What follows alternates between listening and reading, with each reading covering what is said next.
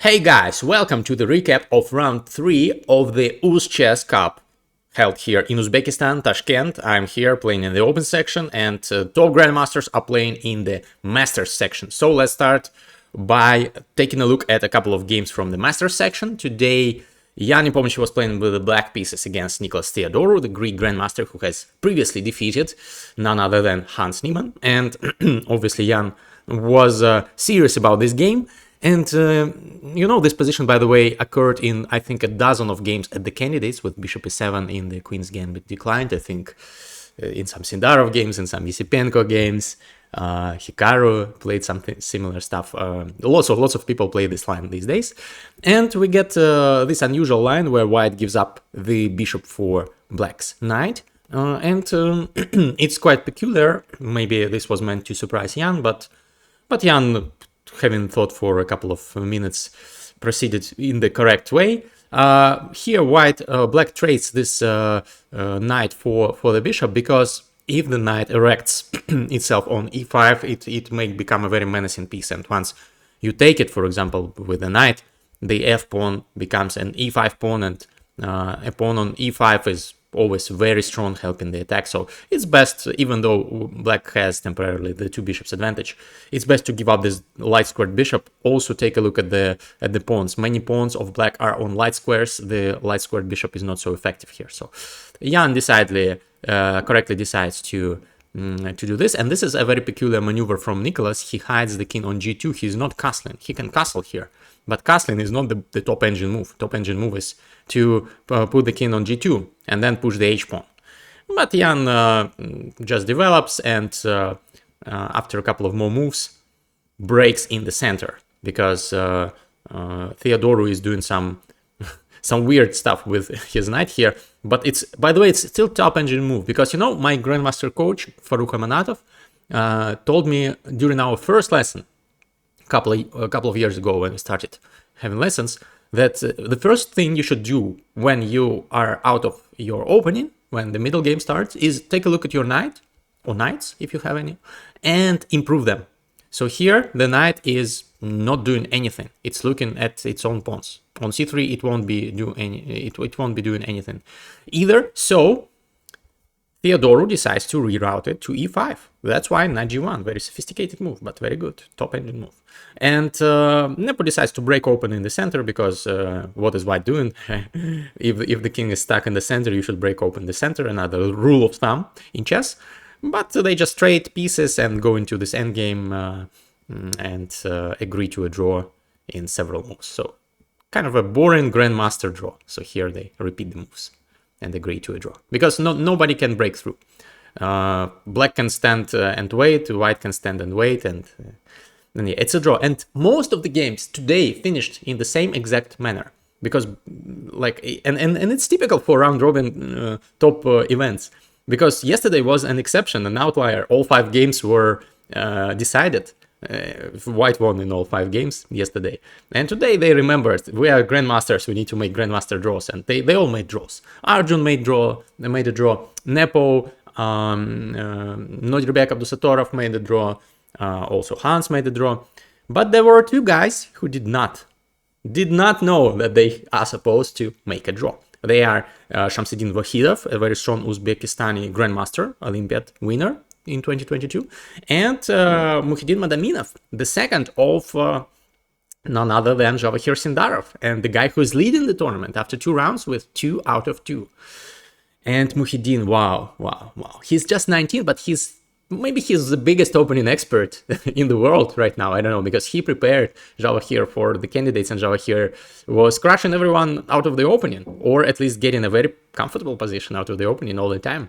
And here Muhyiddin again used his superior prep, and you will see this is the Spanish, the Ruy Lopez defense, the Ruy Lopez opening rather. And here a3 is a topical line. I think previously people used to play a4 more often. The plans with a4, c3, and d4 in some combination were the most common. But here a3 is played, and you see the plan of black. I highlighted the arrows. Is that the knight makes way for the c pawn to put it on c5 to control d4, and then the knight will retreat to c6. That's the plan of black. So that's why white prevents this by kicking the knight back. And the knight has to go back, and the c-pawn is still on c7. Black has not succeeded in this plan, but this is all still theory, and Madaminov still is in his prep. He has more time on the clock than he started with, whereas Vokhidov is already thinking a little bit. So opening battle has not been a difficult one for Mukhidin. He's making all the top engine moves.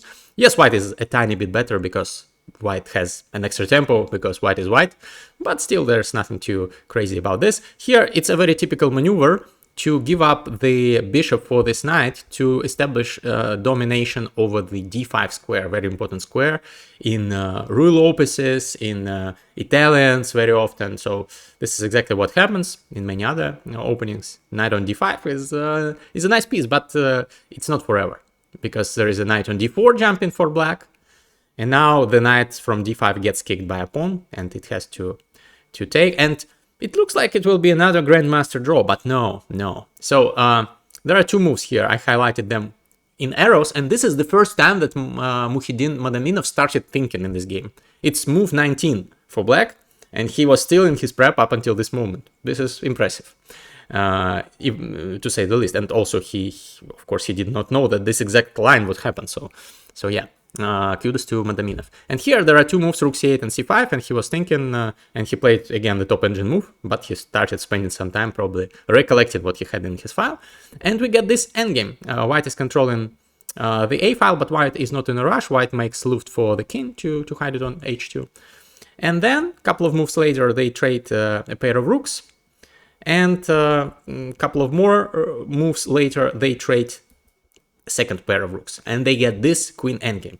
And you know what? Yesterday I showed you the game by Vokhidov against Hans Niemann, where Hans won a grueling queen endgame, which was drawn but hard to defend for Vokhidov, and Vokhidov did not find a draw and suffered because of this. Well, now it's Uno reverse, because Mukhidin Madaminov, even though he had a great position out of the opening, and he still does, it's according to the engine, it's complete equality, but according to the engine, is one thing. According to a human, it's hard to defend. So actually, sometimes people, youngsters who prepare with computers, they see that the line is equal and they go for it. But computer can't draw this. Human, it's harder for a human to do this because black has more pawn islands. Black has those two doubled isolated d pawns.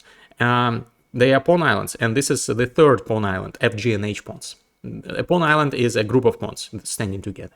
So white has just one pawn island. All those pawns are together. They can defend each other. So white is better. And one mistake is all it takes. So black goes g6, which is a mistake. And now e5, pawn break. Destroying the pawns of black. And it turns out black has to sacrifice a pawn now. The best black has is takes. And then no, not queen takes e5, queen takes e8, queen e8, check with check. And then if king goes to h7, we take this with check. It's horrible. You have to go to g7, but then we take this pawn, and then we take this pawn. And this is an endgame where you see there is 4 pawns for white, 3 pawns for black, but it's a draw according to the engine. Because queen endgames are very hard to be won. But the main factor in queen endgames, according to my coach, again, I remember a lesson we had like a year ago, I think, on queen endgames. The main factor number one, is safety of your king. Because if you have an extra pawn, for example, in queen endgame, but your king is wide open, it will get harassed by the enemy's queen, and it will be a perpetual check, very easily draw. But if you are defending and you have a weak king, it's very hard to defend because you get continually harassed with checks by the enemy king, and these checks can lead to a forced exchange of the queens with the checks. That's one of the main strategies for the winning side. So here, the king for black is relatively safe. That's why black can draw. What happened in the game was different, because after e5, this break, black decided to go queen c7 and maybe missed e6, a move that Vokhidov played. Again, this is very beautiful. This pawn is used as a battering ram. First it went e5 here, out of the blue this move came, and then e6, again out of the blue. And the difference in this position is that probably Madaminov saw this, but he decided, okay, I'm not down a pawn here. The pawn number is equal 4 pawns for me, 4 pawns for him. But he should have given up the pawn because here there is no f pawn. He gave up the wrong pawn. So in that different endgame, you see here the f pawn exists. He gave up 2 d pawns, but the f pawn exists, and this is a draw. And here there is no f pawn, and the d pawns are still weak, and white will win the d pawns and win the game. This is exactly what happened. Black cannot trade the queens. The pawn endgame is winning. Now black is trying to defend, but white again threatens with a queen trade, and now black has to leave defense of this d pawn because otherwise the queens get traded, and the pawn endgame is winning because white will just march and take the d pawn. The evil bar is glitching, but it's completely losing for black. Plus 6.2. Let me turn it off. Chess.com has to do something with their evil bar because it's glitching all the time in my videos. So queen f4. Black has to retreat with the queen, and then white takes the d pawn. And now again we get the endgame with the pawn up for white. But in this case it's horrible because black's king is wide open for checks, and white continues threatening with the queen trade, and now pushes d5. And the plan, I highlighted it with arrows, the plan is to push h5 to open black's king even more, which is exactly what happens after some poking and prodding. So the king is in safety for white, but for black, no. The king is in danger and the position is in shambles. Next will come queen g6 check, for example, if black waits. Queen g6 check. We take this pawn with check, and now we're up 2 pawns and it's completely lost. Which is why in this position, to prevent queen g6 check, black has to give up the d6 pawn, queen a8, protecting from queen g6 check, but now d6 falls. And another important factor in queen endgames is passed pawns. Also, I remember this from a lesson with my coach. When you have passed pawns, even if you are not up any material, even if you are down material, but if you have a passed pawn that is far advanced, you can win the game. And here exactly white is very easily winning. It's plus 8 according to the engine already, even though white is just up 2 pawns.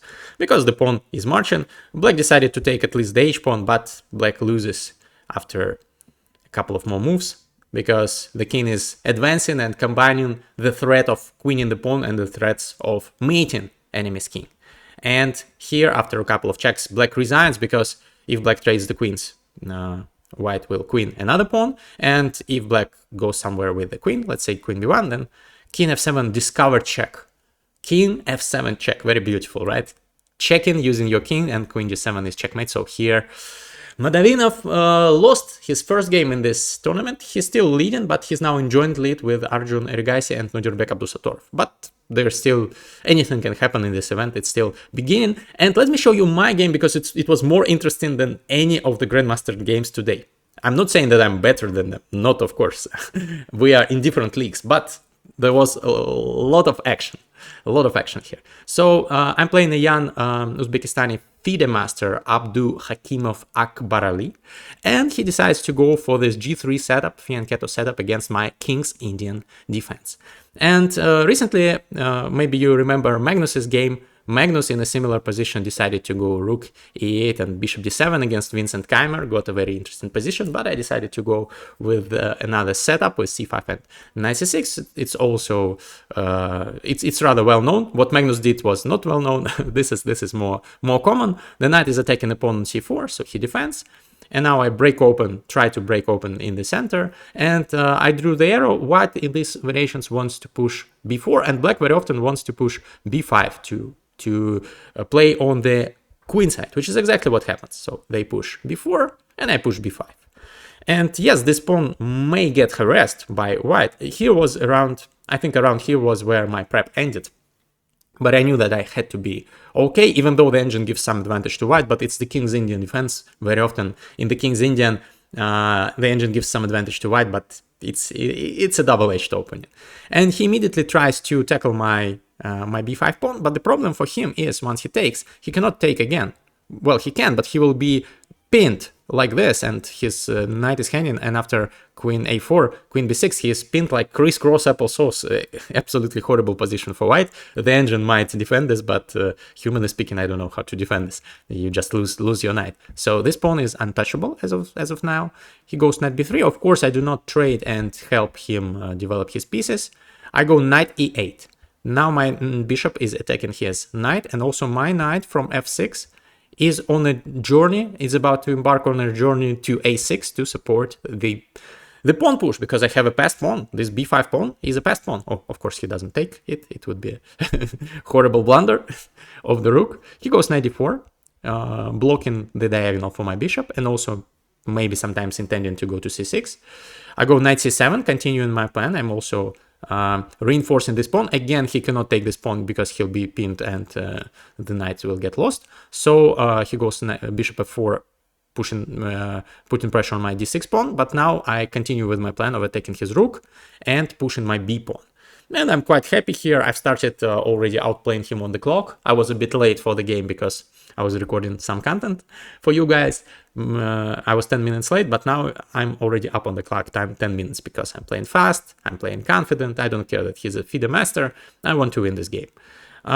He goes knight a2, which I didn't really like. I think knight e4 was more active and the engine agrees. I would have played queen b6 and it would be still a fight, but he went knight a2 and I went queen b6. So I've protected both of my pawns. And I want to continue with my plan. Actually, all moves for white give black advantage. For example, like some lazy move like e3, already black is much better. But one move for white is good, and it is knight c6, and it keeps equality for white. The idea is that I can take twice, of course, but then my d6 pawn will fall, and this queen is pinned, so I cannot take his g2 bishop. And in this variation, I should have well, no, with this rook probably, yes. So takes. I could have gone for this, which is, engine says it's equal, but I'm down a pawn. He has 4 pawns and I have 3. I have some activity, so probably it is a draw with correct play, but I did not, of course, want to go for this once he put his knight on c6. I took once, and then I did not take twice. I was hesitating whether to go bishop f5 or bishop e6. I calculated bishop f5, rook b3, bishop e6, and bishop d5. Actually, this is all top engine moves, so I calculated correctly. But then I thought, you know what? Maybe I can go bishop e6 immediately. And if he goes bishop d5, this is better because on b3, his rook would be like better positioned because he can double the rooks or the queen with the rook and put more pressure on my b4 pawn. So I decided, you know what, why do I have to go bishop f5 and then bishop e6? I can go bishop e6 immediately. And I saw that he has this brilliant move, knight takes b4. I didn't know it's brilliant, but the engine says now it's brilliant, and this is exactly what my opponent did. But I miscalculated. I thought that I can just take, and if he takes with the bishop, double attacking me, I can go bishop c3, and if he takes my rook, I take back. And I have the 2 bishops advantage. I have a bishop and a knight for rook and 2 pawns. It's a material imbalance, but I was confident that black is very much in the game here and pressing, and nobody knows who's playing for the win. The engine gives some advantage, a little bit to white, but nothing too crazy. But I forgot that after this variation, so knight takes b4, bishop takes d6, bishop c3, he can continue harassing me with queen c1. I thought he has some harassment ideas, but I can go queen d4, but the line continues, rook d1, attacking the queen. And if I, for example, go knight a2, counter-attacking him, after this, yes, all my pieces are defended, and I'm still up material, I'm up a full piece for 2 pawns. But his pawn is marching c7, and the engine says this is completely winning for white, but it is far from obvious. After knight takes b4, to calculate all this long line. Neither of us evaluated this correctly, and he took by the queen, and now it's back to equality. So this was the only mistake of my opponent in this game, by the way, the only one. We both played a very neat game. I go rook a4, only move, by the way, to not lose, because I have to, my rook will not be hanging on a8 after c7, so I have to make sure it's not hanging, and also I'm protecting my knight. He still goes c7. If I take, I'm losing because he takes here with a fork, and it's bad news for me. I go queen a5 again, only move, and now bishop d2. And from afar, I thought that I should have bishop e5. The engine says also rook c8 is good enough for a draw, but bishop e5 is another top engine move. And if he takes my knight, I take his queen, he takes my queen, I take his bishop, and I'm up a bishop. This is winning for me, so he cannot do anything. But unfortunately, he has queen e7, the only move for him not to be lost. And this forces me, because I'm pinned and my knight is about to die. This forces me to give the knight back for this pawn. So I take, he takes, I take, and we get this endgame where he is up a pawn, 4 versus 3. But it should be a draw because these pawns are on the same side, and usually such endgames can be won when you have a passed pawn, but here it will be very, very hard to have this passed pawn, and we trade the rooks. I decided that it's safer without the rooks, because otherwise he might have some attacking chances and checkmating chances with the rooks and 2 bishops. But now I just have to create a fortress and wait. He will try doing something, but I was confident that it should be a draw with precise play. So I go bishop h3, also restricting him, his king here, and I'm preparing to push the h-pawn to trade at least 1 pawn. You know, the meta in such endgames is that when you're done material in such endgames, you should trade pawns but not pieces. So here, actually, trading pieces is also fine, as long as I don't trade all the pieces.